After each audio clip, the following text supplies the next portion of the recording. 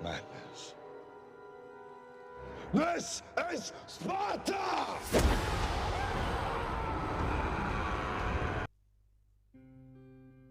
ये कहानी है एक सदियों पुरानी जंग की।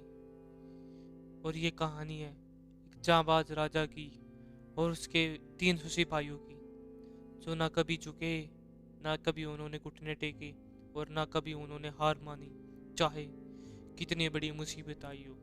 आज हम बात करेंगे 300 मूवी की स्टोरी के बारे में। तो चलिए शुरू करते हैं। एक राज्य होता है स्पार्टा।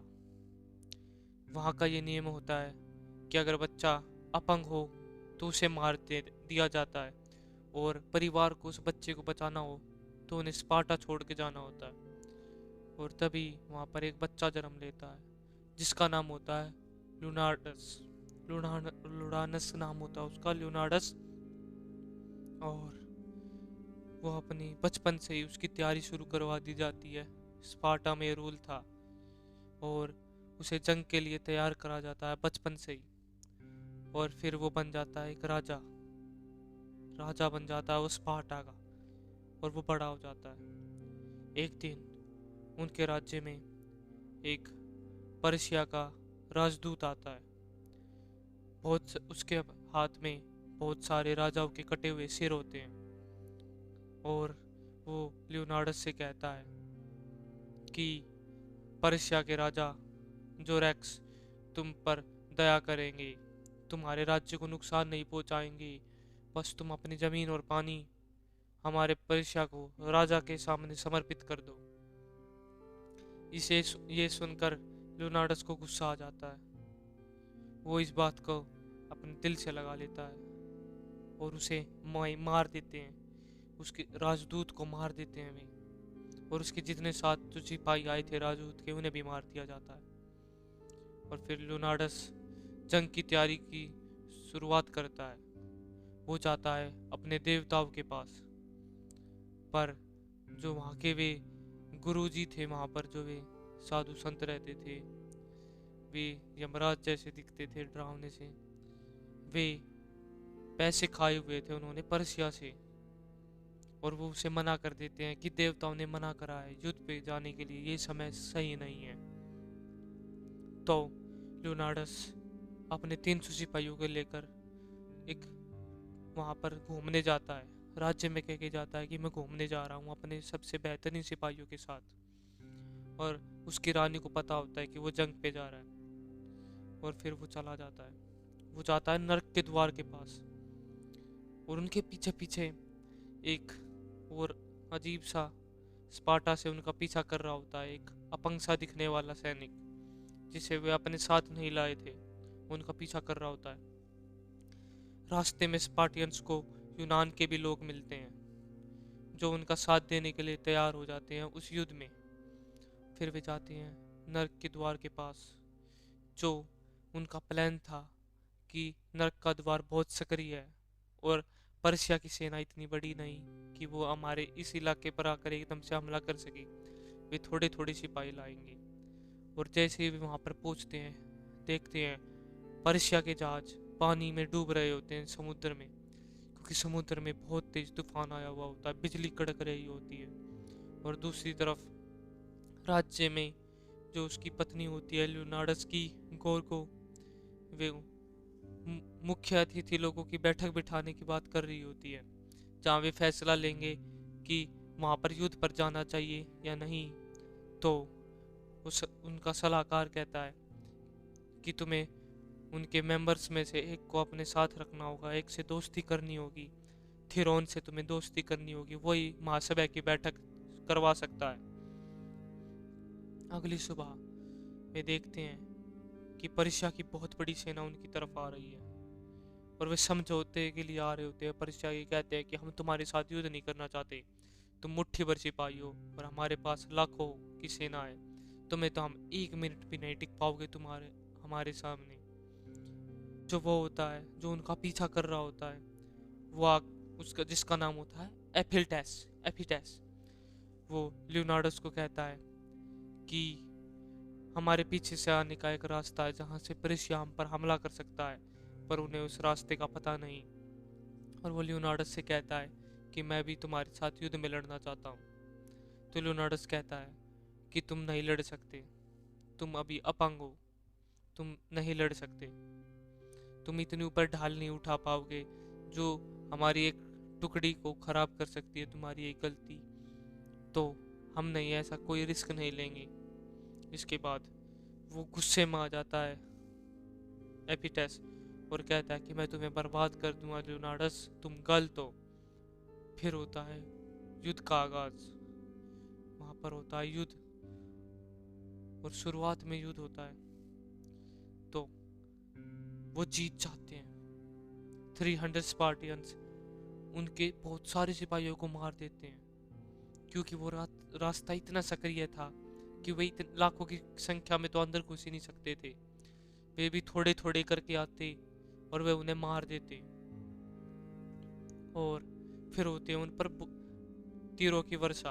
वे तीर चला देते हैं पर्शिया के लोग, पर वे अपनी ढाल से उन्हें रोक लेते हैं। फिर जो वो होता है, जो रेक्स है, जो वहाँ का राजा है पर्शिया का, वो उनसे मिलने आता है और कहता है कि मैं तुम्हें बहुत सारी इज्जत दूंगा, मेरे बाद तुम्हारा ही नाम होगा लियोनार्डस, मेरे बाद तुम्हारे पास सबसे ज़्यादा पावर होगी, और मैं तुम्हारी बहादुरी की कदर करता हूँ, बस तुम मेरे सामने घुटने टेक लो और मुझे अपना राजा स्वीकार कर लो। तो लियोनार्डस कहता है कि तुम जाओ यहाँ से, मैं नहीं टेकूंगा तुम्हारे सामने घुटने, और वापस चला जाता है। और वहाँ पर युद्ध वापस शुरू हो जाता है, और फिर युद्ध में उनके पास जीतने लगते हैं लियोनार्डस के आदमी। इस चीज़ से पर्शिया का जो रेक्स बहुत ज़्यादा चिंता में आ जाता है, और वो प्लानिंग भी करता है कि हम इन्हें हराए कैसे। वो अपने दैत्यों को भी भेजता है, जो उसके स्पेशल राक्षस होते हैं उन्हें भी भेजता है, पर वे उन्हें भी मार भगा देते हैं, उनको भी हरा देते हैं यूनान के लोग मिलकर, और स्पार्टा के उन्हें भी मार देते हैं। तो सेनापति का बेटा एस्टिनोस मारा जाता है, और उस रात वे सब शोक मना रहे होते हैं। वो धोखेबाज होता है जो वो अपंग था एपिटेस, और वो जाकर पर्शिया के राजा जेरस को बता देता है कि पहाड़ी के पीछे से एक रास्ता है जहाँ से हम उनके पीछे से भी हमला कर सकते हैं, और इस बात के लिए उसे बहुत सारा धन मिलता है। और जब स्पार्टा की रानी गोर्गो उससे बात करने जाती है थेरोन से, तो थेरोन कहता है कि मुझे इसके बदले में चाहिए, मुझे इसके बदले में तुम्हारा जिस्म चाहिए। पर गोर्गो इस बात को मना नहीं कर पाती, क्योंकि उसे महासभा करनी थी, क्योंकि उसका पति तो गया हुआ था युद्ध में। पर थेरोन कुछ नहीं लेता, वो चला जाता है बिना कुछ करे ही।